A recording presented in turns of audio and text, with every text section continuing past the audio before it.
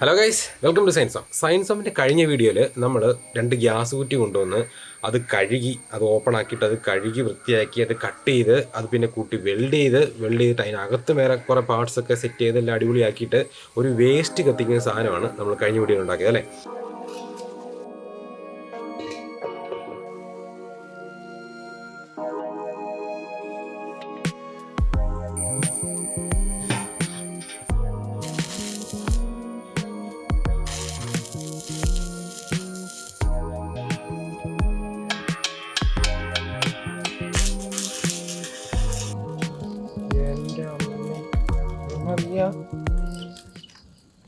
അപ്പോൾ നമുക്ക് ആ വേസ്റ്റ് ആയിട്ട് വന്ന ഭാഗങ്ങൾ കൊണ്ട് എന്താ ചെയ്യാൻ പറ്റുമെന്ന് നോക്കാം. ഓക്കെ,